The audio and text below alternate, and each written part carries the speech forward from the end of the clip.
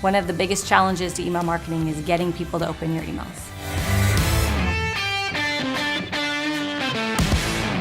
I'm Lexi Rubin. I'm a director of marketing for Atom Data Solutions, and I specialize in email marketing and lead generation. So there are tricks to try to warm up your email domain, which you can't do until you start sending emails.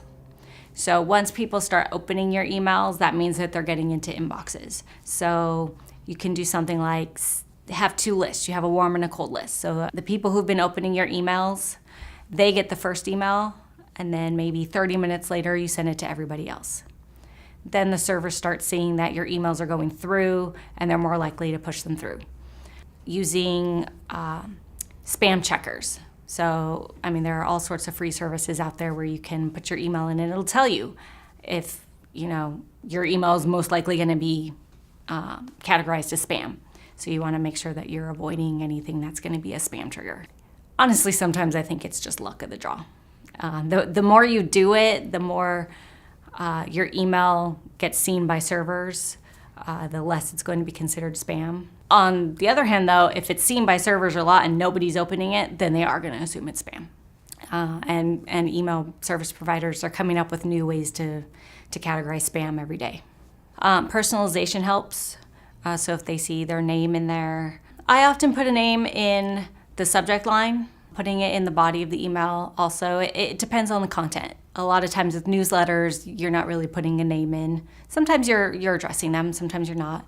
But definitely in that subject line, making sure that whatever words, because of course you want to keep your subject line short, but making sure whatever words are there are things that are gonna want to make people open your email. New, sale, urgent, breaking news.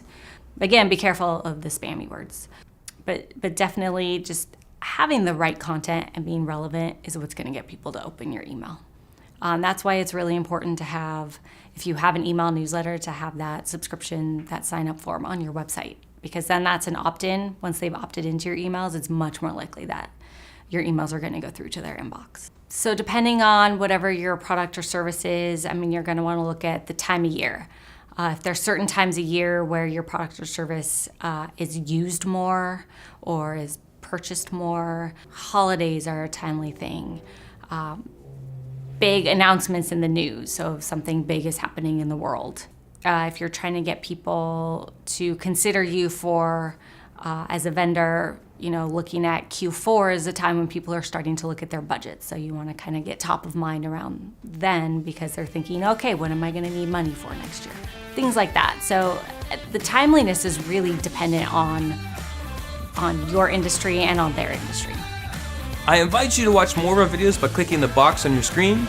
Please come back every Tuesday for a new video, and you can visit our website at amaoc.org for more information about membership and our events in Orange County.